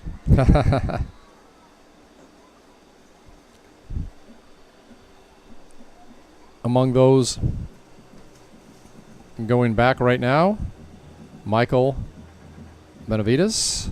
He's back there. Remember we told you that he rushed for over 500 yards. He's a solid running back. We haven't talked to him. I don't think he played that much earlier tonight. Yeah. At least I don't remember calling his name that much. Ball is kicked off. Brought up to about the 30-yard line. The Mustang defense has really come out to play in the second half, really limiting the yardage for Pioneer. And Rosales really hasn't found those lanes that he found in the first half. Jay Vieira, I believe, had that ball, an outside linebacker. So it'll be at the 30, 1st down and 10. And that is the end of the 3rd quarter of play. It is the Mustangs leading the Diamondbacks 34-17. Jake, we got any other scores to look at right now or anything? Yep, I will give them to you all right as I get them right now.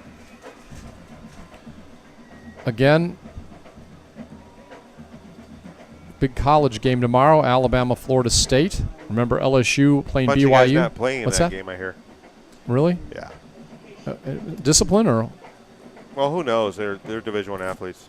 No, I mean, which team, though, are you talking about? I can't remember. I was just listening to him. Okay. I've been following a lot what's going on, with LSU and BYU. That game moved to New Orleans tomorrow at 8:30. Originally, I was going to go up and cover that game in Houston. I actually have press credentials to go to New Orleans. Got a friend of mine helping me out, doing some of the network coverage. San Benito, by the way, Scott. San Benito, which is probably the best team in the Valley right now, is trailing Laredo United 20-15. Mission High is up 24-6 over PSA North. Incredible job Coach Detmer's done over there. PSA North, rebuilding year. And right now the ball is handed up, and about a 5-yard gain on that play. And on that particular rush, it was Michael Benavides. By the way, Detmer's son, I believe, plays for BYU. Really? Okay, I think so. It might be Ties. Or Ties. One of them. I know one of the Detmers plays for that team.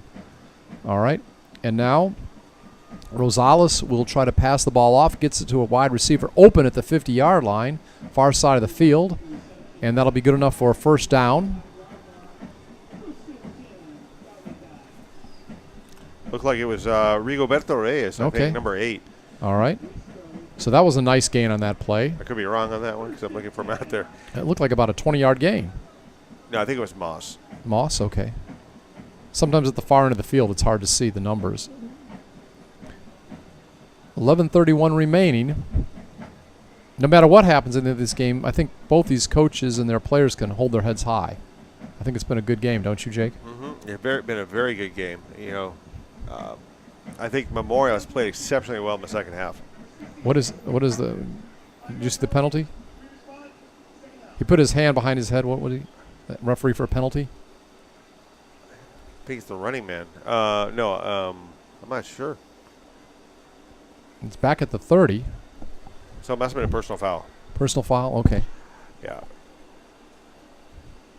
So, I guess about a 15-yard penalty then. I have a dance move with that. It's called the sprinkler.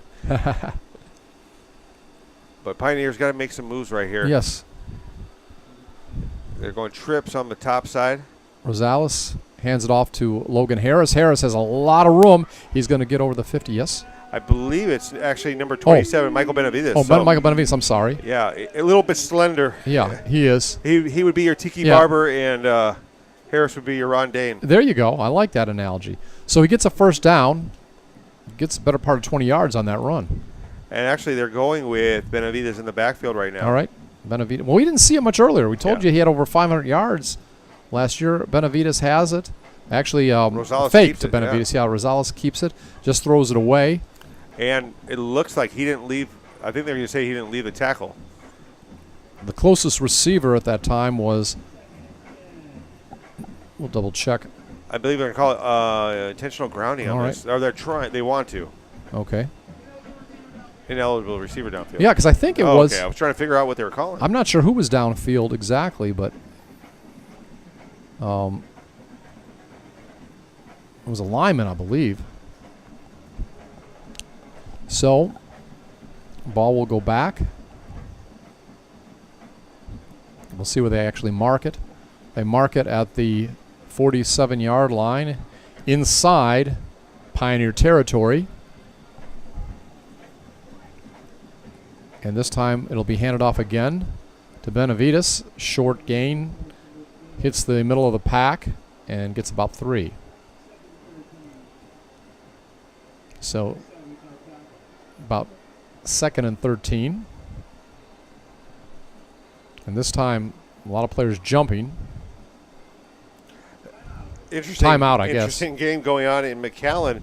Harlingen South is now only up 31-21 on Mac High. 11:15 left in the fourth there. PSJ High is leading down in North 54-7. Economides is trailing. Oh my goodness. Brownsville Hannah 14-13. Wow. That shouldn't happen. Not from a team like Edinburgh Economides, who made the playoffs last year. That means that 32-6A may be more difficult than people even thought it was already difficult. It might be even more difficult.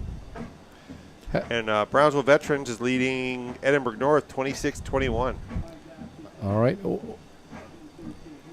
Rosales, Jacob Rosales at quarterback out of the pistol.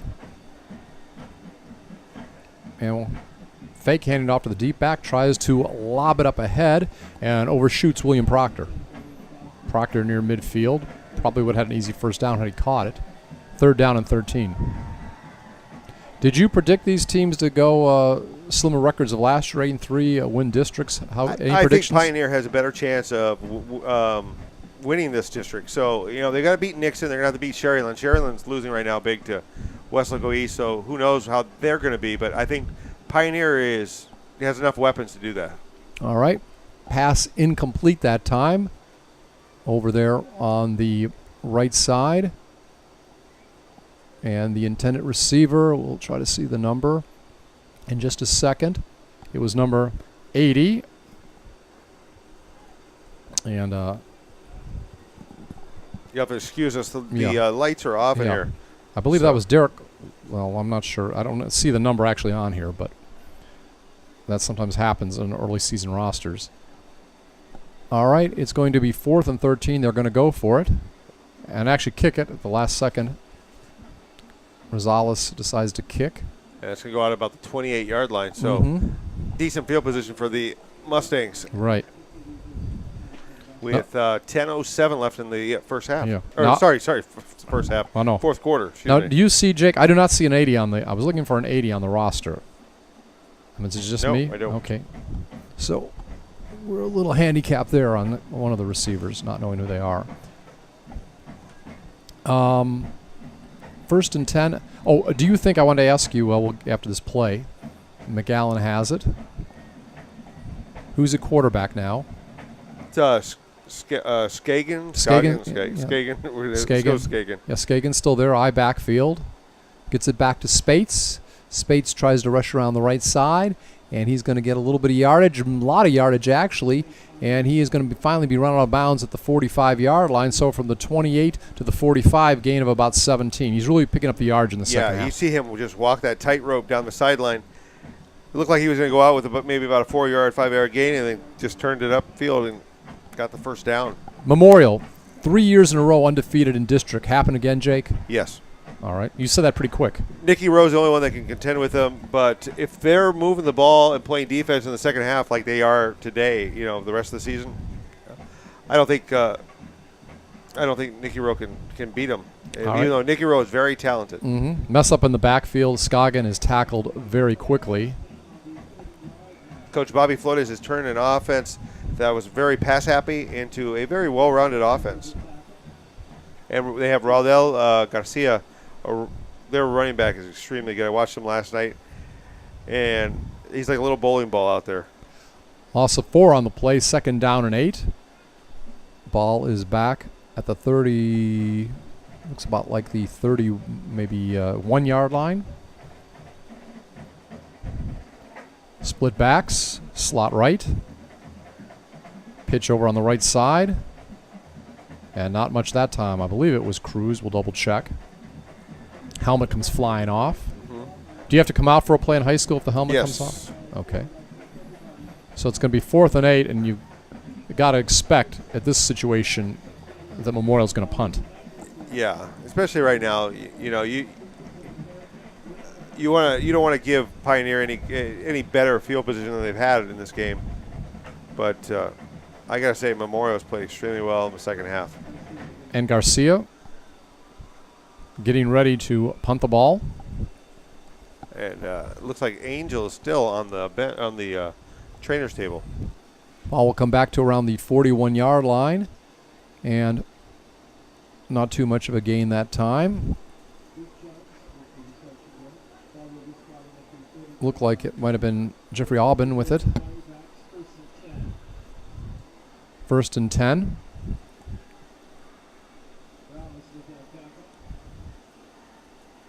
Ball's at the 47-yard line. 8:24 remaining. Mustangs ahead, 34-27. They led 2017 at the half, so you got to give a compliment to the Mustang defense. They've held the Diamondbacks scoreless in the second half. You'd like to see Pioneer finish this game out strong, playing against one of the better teams in the Valley, even though Pioneer is a very talented and dangerous team. And Jacob Rosales keeps it this time, going to his right now to his left, and he will get near a first down before a couple guys come in and tackle him. And you look on that run right there. He stopped, found the next hole. It just seemed like he was able to anticipate where the next hole was going to be, made the cut, and you give it up to his receivers for creating those holes too on the outside. So it'll be 2nd down and short. Ball at the 44 inside Memorial territory. And the ball is going to be handed off this time to Logan Harris, right? Yeah, Harris does a great job. He was not tackled. He uses his hands to keep himself up and gets about 3 more yards off of that. All right, so it'll be 1st and 10. See right there. Never gets tackled. No, definitely a nice job on that play. Baltice was among those on the tackle that time. And now an incomplete pass down on the right that side. Looked like it was for either Will Proctor or number 4, Roel Cajero. And by the way, on the play before, Harris gained 13 yards to the 29-yard line after the incomplete pass. It's 2nd down and 10. Midway through the fourth quarter. I guess Angels' injury is the only injury we've really seen tonight, right? At least obvious. Yes. The quarterback for McAllen. And thoughts and prayers to him. Hopefully it's nothing serious. All right. Jacob has the ball. Rosales. And he'll scamper past the line. And he's going to get a first down. Ball was at the 29. He's going to move it about 10 yards to the 19. Good scamper there. This time goes around the right side. Tries to pass it downfield. A little too high on that one. You know, you're running a drag route right there, and he just threw a little high. But it's a tough throw when you got 3 defenders there. But it was on. It was there. It was just a little high. Nick Tovar among the defenders. 2nd down, actually, 2nd down and 10. Rosales rolls to his right, does have an open receiver this time, and the ball goes down to the 4-yard line, or 6.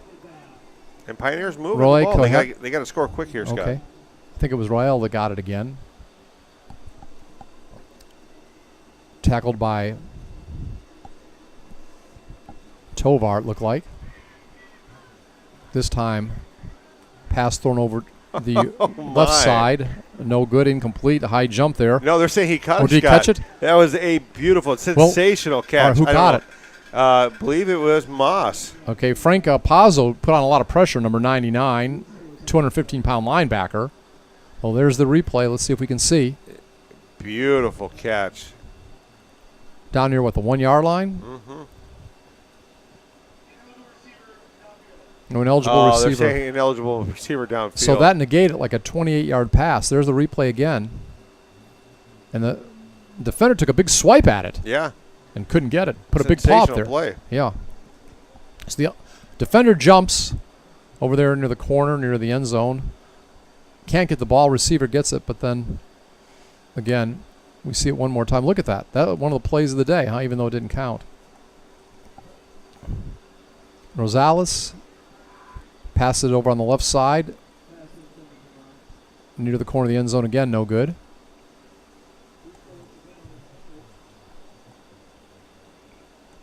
So it'll be 2nd down. 6:37 remaining here in regulation. Fakes the handoff. Quick pass. Broken up. And that was Nathan Sanchez right there with the breakup. Right. Royal Cajero. Yeah, Cajero couldn't.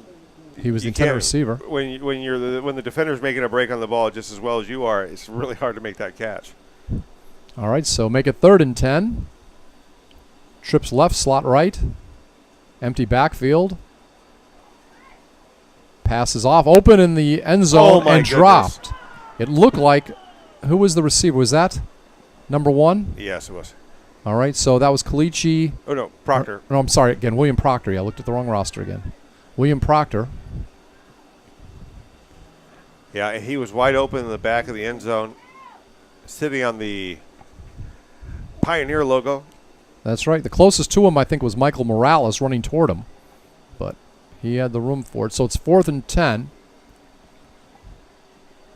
And again, a pass toward the end zone. And that's caught by Proctor. Proctor got it this time. So Proctor this time made up for it. Yeah. So he gets the touchdown. Makes the fans happy here with 6:15 remaining. By the way, did you enjoy those bands at halftime? I did. I did. And I thought the Pioneer band, I don't know what they did. It was something sensational, like World Market or something. Mm-hmm. So this is the first touchdown of the second half for the home team. Extra point attempt is up, and it is good. That was by Edgar Lozano. So it's 34-24 after the Proctor reception.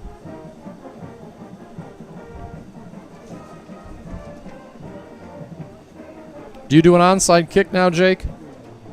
6:15 remaining. I think you got 2 timeouts. Yeah, you're gonna. Let's see what they do. They might have time. They've got 2 timeouts left. You'd like to see what your defense could do here if you could stop them, get the ball back, try to at least get a field goal. Yeah. But I'm very impressed though by both these teams because early season, a lot of the times you see the defense playing really well and the offense is not. But the offenses have played well. Memorial's defense really came to play in the second half. By the way, you know who impressed me last night in college football? Indiana was only 3 points behind Ohio State at halftime. 17-14, of course, Ohio State pulled away. So they're another team that really came out there ready to go at the college level. And by the way, I have to say this: 956 Sports and Safeguard Insurance, Shelter Pros, and Martinez Furniture. We delivered our first big tractor trailer to Houston with goods and supplies. Oh, God bless you guys. For all the people out there. That's great. But if you want to, you can still donate to the RGB Food Bank, or you can bring it to Martinez Furniture. They got, I believe, 3 locations. You can go to Weslaco here. I'm not sure if they have one in Brownsville. I have to check, but you can go to their Facebook page to see that. But incredible generosity by the families and the people here in the Rio Grande Valley. Now the Valley was spared, but again, Houston, what a mess. Even then. Oh, they're going offside or onside. Excuse me, offsides, onsides. Yeah. All right. It will be Lozano with the onside kick. Gets to midfield. Fight for it. Ball is loose. We'll see who comes up with it. Looks like Memorial's come down with it. Yep. Memorial has it. That was a pretty good onside kick by Lozano. It was a very good one. Nick Tovada with the recovery there. And Memorial, all they got to do is chew clock now. By the way, do you have a prediction tomorrow on Alabama, Florida State? I think Alabama. I think the spread is 7? Something like that, yeah. So, yeah, I think Alabama covers. If I recall, both those men are originally coaches from West Virginia, Nick Saban and Jimbo Fisher. And, of course, Fisher, when I used to cover LSU, Jimbo at one time was a offensive coordinator for Saban at LSU. So, spinning around is Cruz, and he is going to get a few yards, about 7 on that particular play, and is finally brought down by Josh Oliveras, the defensive back. So clock under 6 minutes and running. It's going to be second and about 3. Ball at the 43 inside the territory of the Pioneers. Got to get it down to the 40, or Pioneer, whatever you want to say. The Diamondbacks. I think they have D-backs on their uniforms, don't they? So it reminds me of Arizona, baseball team. Ball is pitched off this time. Couple yards. Still short of the first down. And they're loading the box right now because without Angel Almaguer out there, they're really going to take it to them. Yeah, Cruz that time, by the way. And Memorial, they just want to chew up clock anyways. So they're going to run down. They've got 26 seconds left on this play clock, and they're in no hurry to get going. Are you looking forward to NFL season? I days am. away? I am. Yeah. Ready to see the Cowboys not make the playoffs or choke in the playoffs. One of those two. You're going to be getting your emails. And once again, quarterback keeper. And ball will be right near the first down area.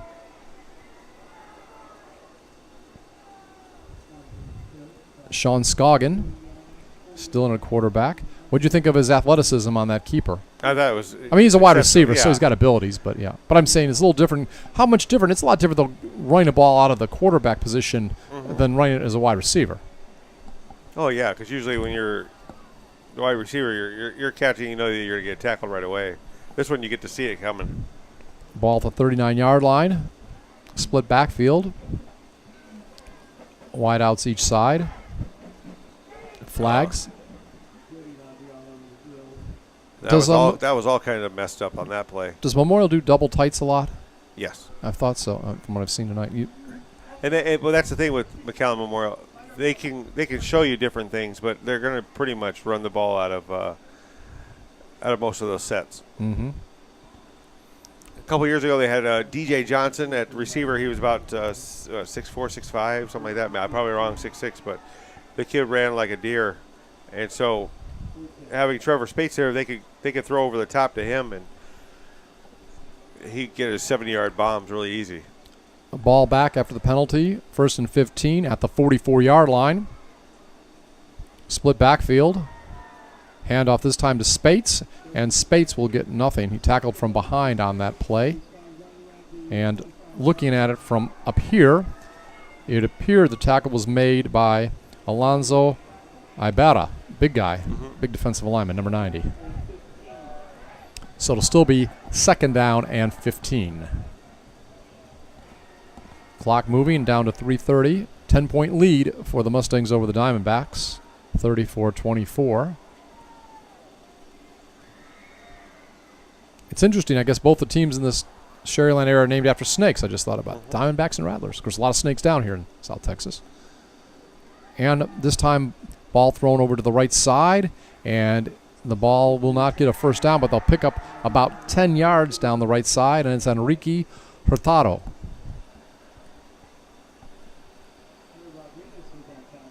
So a lot of the penalty yardage, all of it actually picked up, plus some. And now, is there a timeout on the field, Jake? I see the... Looks like it. Yeah. Looks like... oh, no, there's a flag on the play. Okay. Personal foul, unnecessary roughness, going against the defense. So big break for Memorial. Could that be frustration at this point by the Diamondbacks? Yeah, I think so. But, I don't want to say that. The heat of the games, sometimes you keep it going a little too long after the whistle. Ball now down to the 19-yard line following the penalty. So it'll be 1st and 10 from there. Clock under 3 minutes remaining here in the 4th quarter. Quarterback, one wide out on the right side. Split backfield. Moves over center. And Spates has the ball around the right side, and he is going to get about 5 or 6 yards. Now, I know we don't know who the quarterback's going to be, but do you like when McAllen runs the ball and the quarterback's over center, or in a kind of spread offense, like a shotgun or a pistol? McAllen Memorial is going to do it every time from under center. Okay. I don't think I've seen them that often go to a shotgun. I don't know when I saw them last so time. they don't ever do that, you don't think? Well, not as much as you would, other teams in the Valley. A lot of teams in the Valley have gone to the spread because, they see colleges doing it. Mm-hmm. McAllen Memorial, on the other hand, they know what they do, and they haven't changed since I've been here. The former coach in Westlaco, Tony V, he was, he stayed to the run. He lived and died by that. There's nothing wrong with that. A lot of things change. But you always see everything kind of comes back to the run. You have to be able to run. I've seen some games last night. Mission Vets, they were up big against Harlingen. Harlingen made a couple plays. It was if it wasn't for Landry Gilpin and having a couple big plays, it might have been closer than what it was. You got to be able to run. You got in tight quarters. 2nd down and 4 coming up, by the way, and one timeout left for the Diamondbacks. The Mustangs have 2. 2nd down and 4, ball at the 19-yard line. 2:19 remaining. But you got to give it up to both these teams for playing tough games in the early part of the season. Their non-district schedule. No, you're right about that. High backfield this time. Pitch out over to Spates, and Spates will go around the left side for the touchdown. So he will go 19 yards for that touchdown, and that is Campbell Spates' 3rd touchdown of the game. So he's on a pace right now to get a lot more than 20 or 23 touchdowns this season, Jake. Yeah, and if their offense clicks like this, No, whoa, no touchdown. penalty. No touchdown. I think blocking behind the back. Yeah, blocking in the back. So, wipe out that touchdown.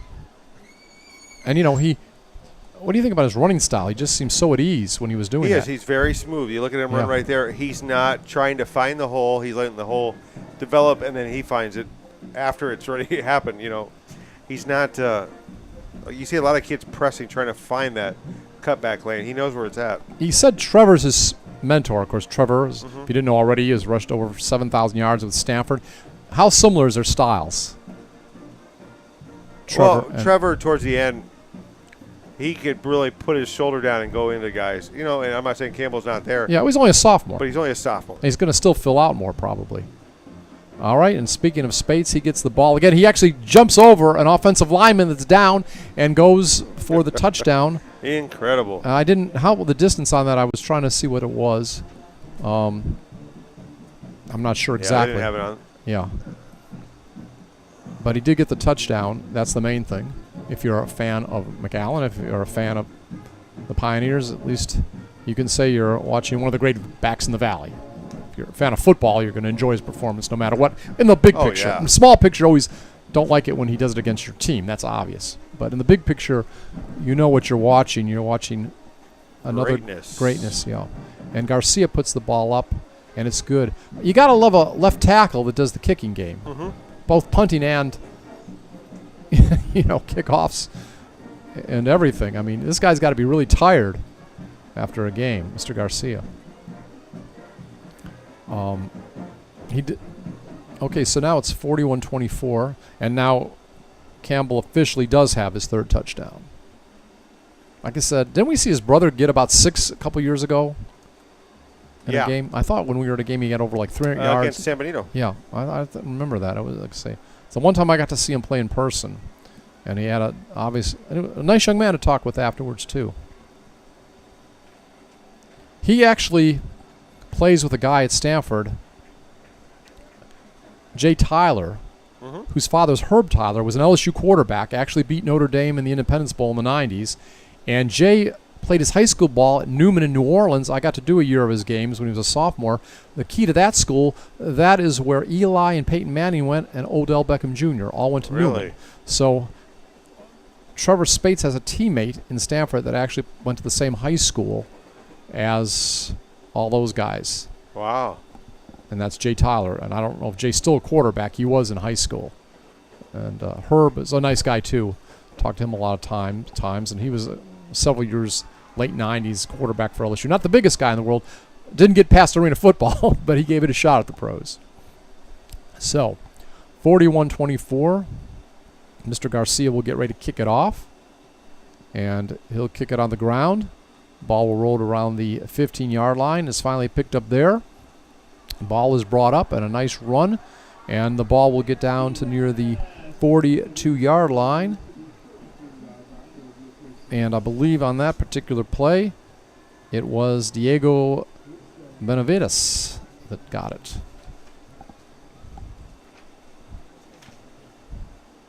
And I think the tackle might have been Nick Tovar. Roma and Palmview are tied up at 10 with minute 50 in their game.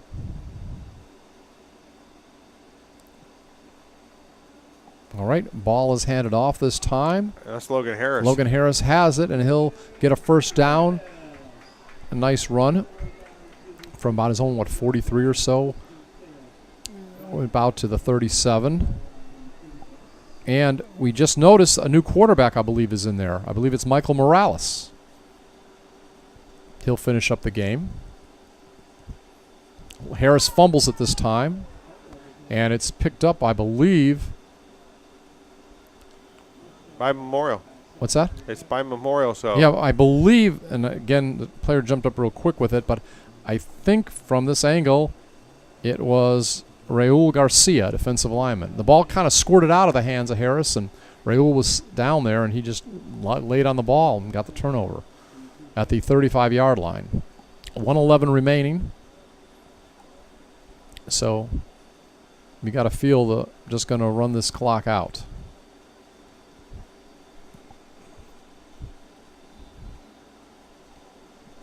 A lot of the fans have stayed right to the end, supporting their teams. Appreciate that.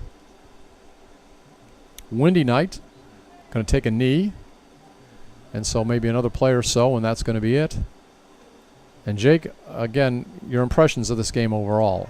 I was impressed with you? Pioneer in the first half, the way they were able to move the ball. Second half, I was really impressed with Memorial's defense. Memorial's defense came out and really took it to Pioneer. Like they were bruising them up, or even the corners were really taking it to the receivers. And they've got some big kids. Mm-hmm. If you haven't seen this team, you got to go in public. Go see them in person. I didn't realize what a big staff you had. Look at all those credits. Yeah, McAllen fell to Harlingen South tonight, and Memorial will win. So McAllen ISD has 2 wins this weekend and 1 loss. All right. So we're down to the final 15 seconds. Players, couples say goodbye to each other that knew each other, I guess. And we will wind this up at 41-24.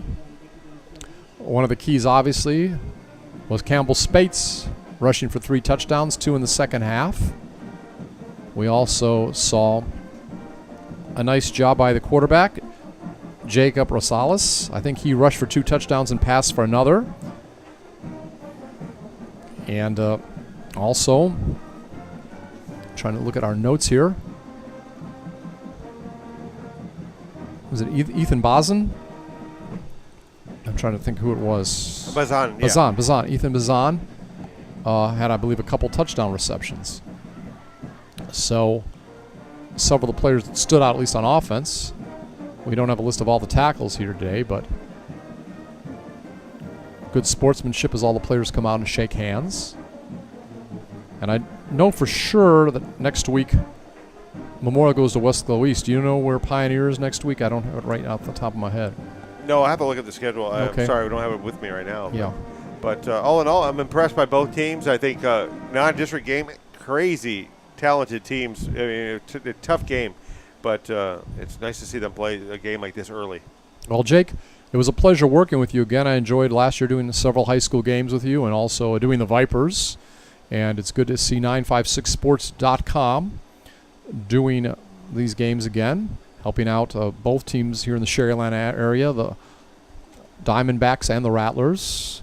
And I wish you much success with this, and hopefully we can do another game. I know I'll be with K-West next week doing some games with your buddy Carlos over there in Westlaco, including the Memorial game again. So, Jake, we're about to wrap this up. Any final comments?